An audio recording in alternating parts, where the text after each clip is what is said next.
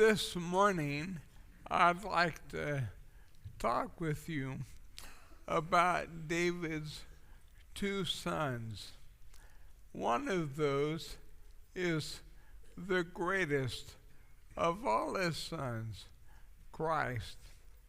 The other is someone I haven't often thought of in connection with Christ, and that is Absalom.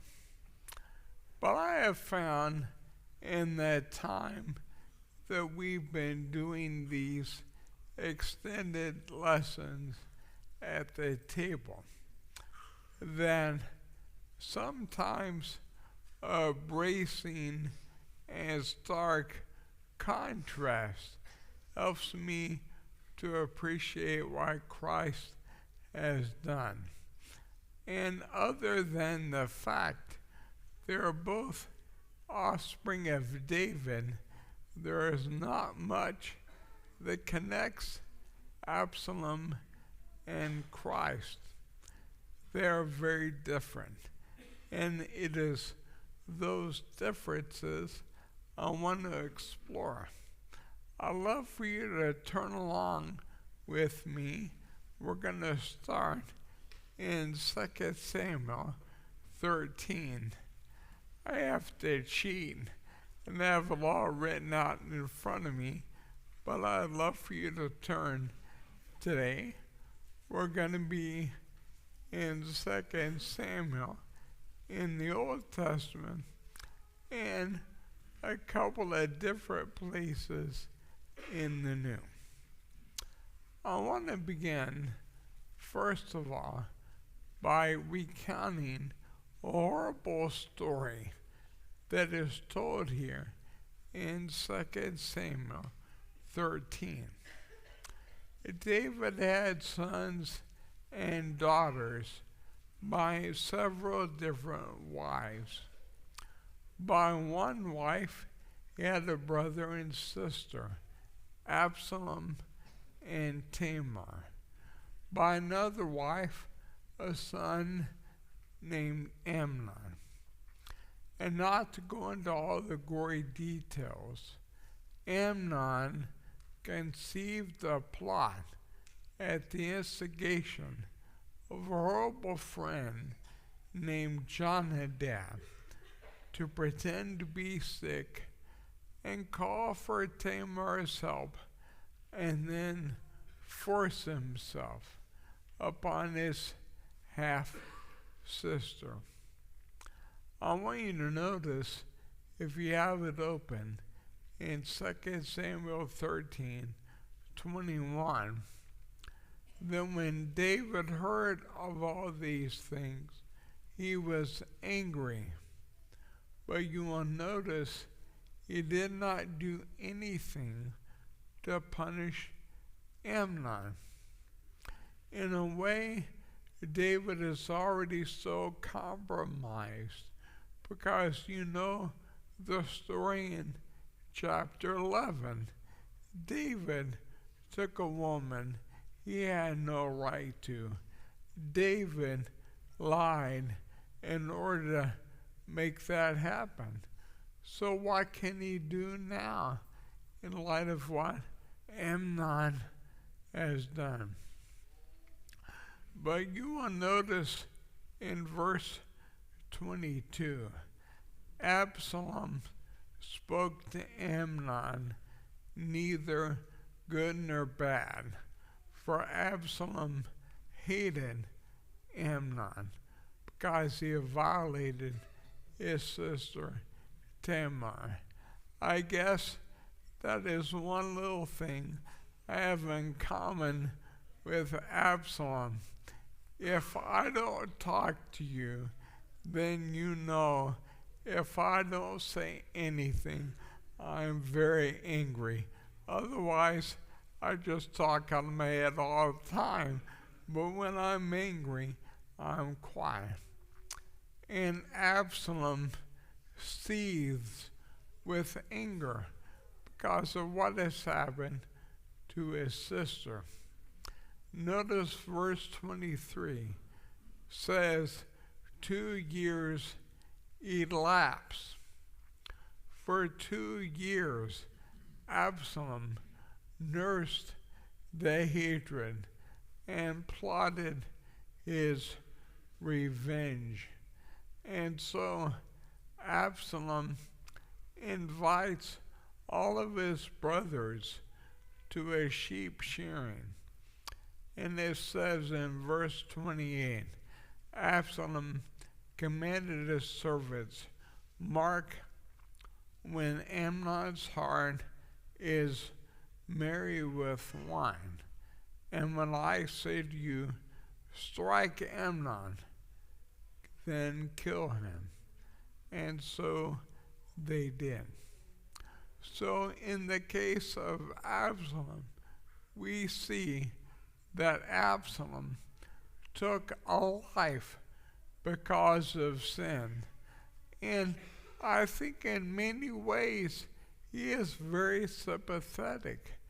Later he has a daughter, and in one of the most heartbreaking details of any Bible story, he names that daughter Tamar after his violated sister.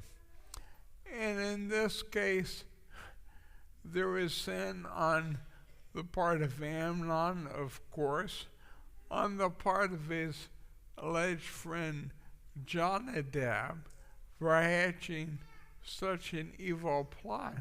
And I think even fair to say on the part of David for not doing anything. But in contrast to Absalom, who took a life because of sin, the great David's greatest son gave his life because of sin. I won't ask you to turn to this one, but you may remember the great promise in 1 John 2 that if anyone sins, we have an advocate with the Father, Jesus Christ the righteous. And then John says, he is the propitiation, the atoning sacrifice for our sins, and not for ours only, the sins of the whole world. Christ gave his life because the whole world is in sin and needed a Savior. That's the first point of contrast I want you to see. What Absalom did, I think you could even make a case based on frontier justice or hillbilly justice, was right. It was appropriate. It was just from a harsh point of view. But in the case of Christ, there is not what we were owed, but instead the gift of his life. All right, that's the first point. For the second one, I'd like you to go with me to 2 Samuel 15. Because of what Absalom did, he ends up fleeing and is estranged from David for a long period of time. Eventually, David reconciles with him at the end of chapter 14. And you kind of would hope it's going to be a happy ending, but it is not. Notice what chapter 15 says. After this, Absalom got himself a chariot and horses and 50 men to run before him. In other words, Absalom has an entourage, and it is the entourage of a king. And then he launches what may be the first political campaign in the Bible. Notice it says he used to rise early and stand beside the way of the gate. And people would show up with their judicial cases. And he would say in verse 3, "You got a great case. If only there was a judge in the land. If I was a judge, you would get a fair shake. Oh, if there was only someone who could rule like that." So what I want you to see here is that Absalom exalted himself, campaigning to be the new king. And it doesn't say a lot for the value of our system in this country that this campaign worked as they often do.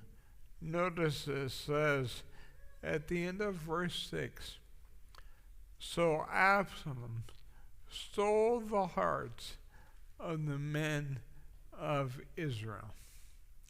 And I think it's fair to say this is a bipartisan comment. This year, as we head into another cycle, the same kind of grandstanding is going to happen on both sides, because that's what you have to do during a campaign. Well, I want you to go with me to Matthew 12. Turn to Matthew 12. I want you to see that while Absalom exalted himself, Christ humbled himself.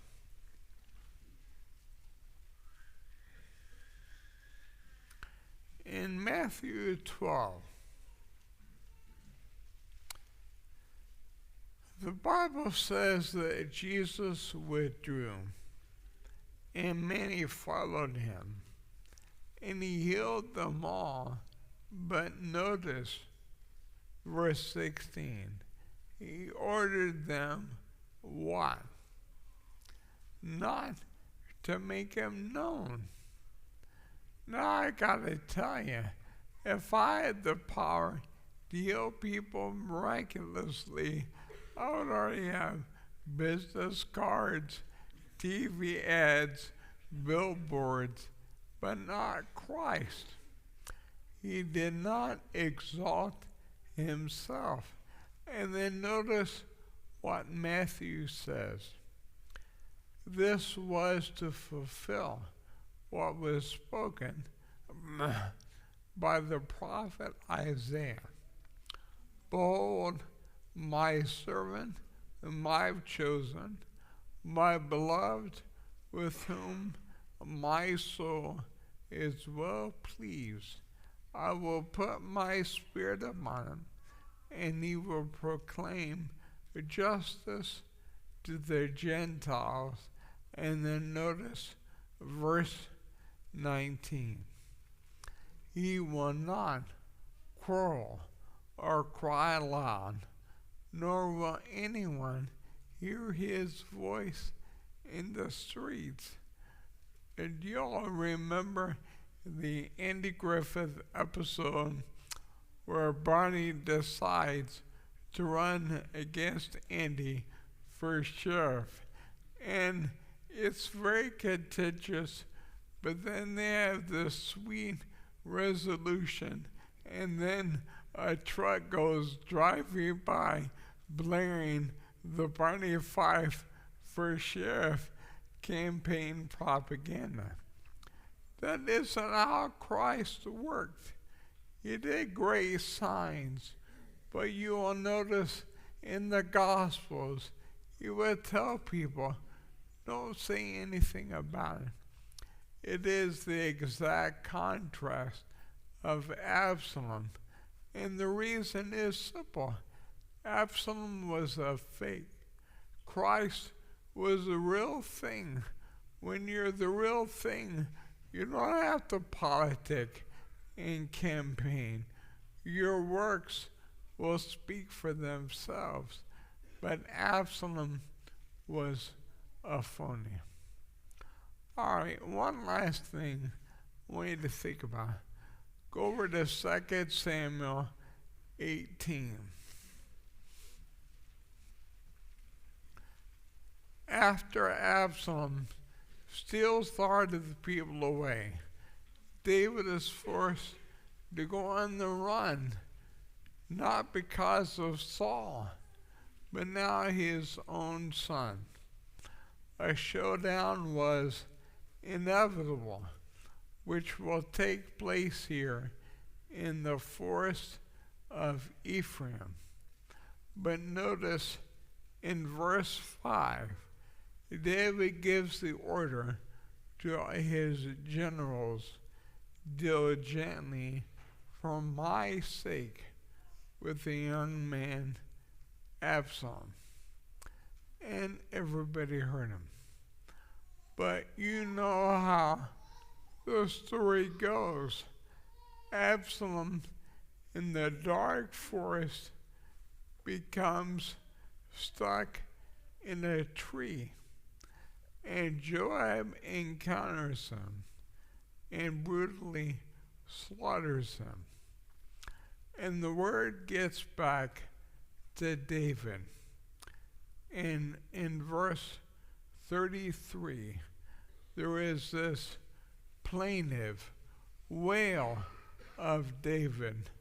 "Oh, my son Absalom, my son Absalom, would I had died instead of you.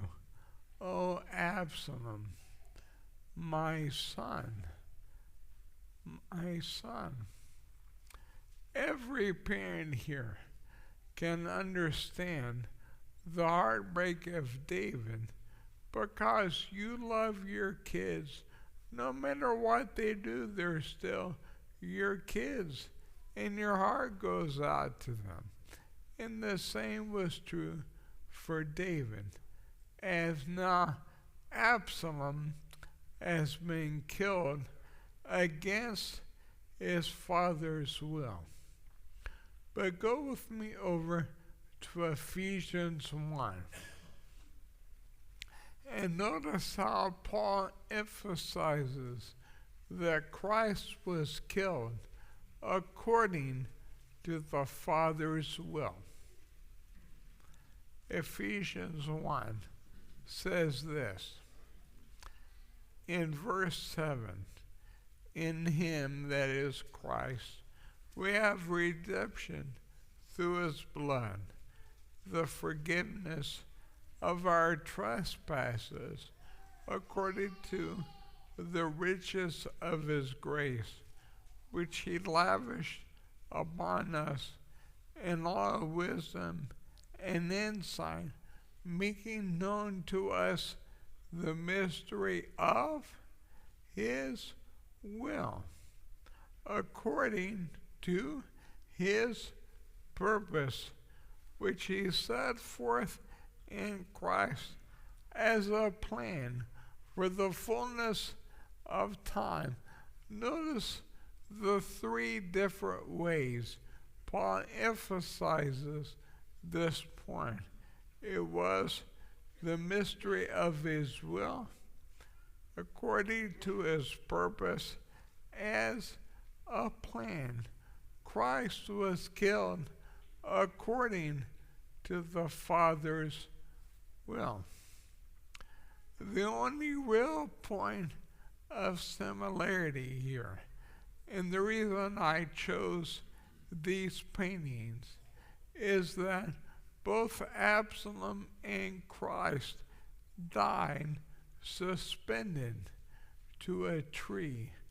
Although in Absalom's case, it was by accident, but in Christ's case, it was the will of the Father, because, as Paul says, he bore the curse for us, as it is written, cursed is everyone who does what? Hangs on a tree.